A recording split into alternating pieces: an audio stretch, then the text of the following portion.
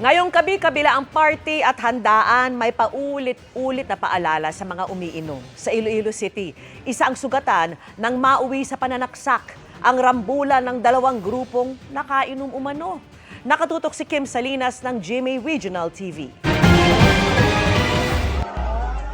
Kita sa video habang pinagtutulungang bugbugin ng ilang lalaki ang isa pang lalaking naka-t-shirt ng stripe na green. Matapos matumba, tumambad ang dugo ang leeg nito. Ang lalaki sa video ay ang 21 anyos na si Honorio Jasumalde III. Nangyari ang rumble sa pagitan ng dalawang grupo sa Barangay San Rafael sa Mandurriao District ng Iloilo City. Pasado alas 4 na madaling araw nitong linggo, may naunang pag-aaway na umano ang mga sangkot sa loob ng isang bar pero naareglo naman umano. Gayunman, muling nagkagulo nang lumabas na sila.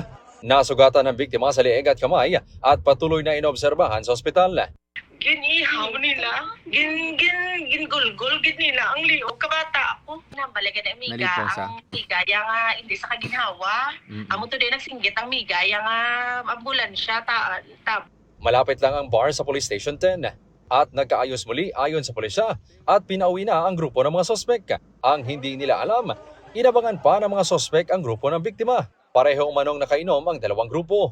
Mga contributing factor there is nakainom, kurso na dahanay, despite of these interventions. Kung gusto gid nila yung maaway is both sides of that bar area, we have deployed personnel there. Inaresto ng pulisya ang 5 lalaking sospek na nasa legal na edad.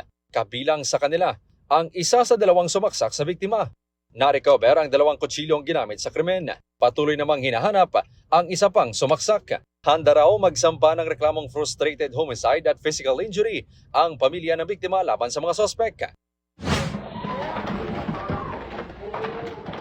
Nagliparan naman ang mga upuan at bote sa isang piyesta sa Barangay Maaw ng Bago City, Negros Occidental. Hanggang maghabulan ang mga sangkot. Agad naman rumesponde ang mga barangay tanod at walang nasaktan. Hindi patukoy ang mga sangkot. Kinapakanda na ito galing natin sa investigation. Kinatunga natin na ma-identify and then determine natin kung balang age group na naman siyang mga involved. Mula sa GMA Regional TV at GMA Integrated News, Kim Salinas, nakatutok 24 oras.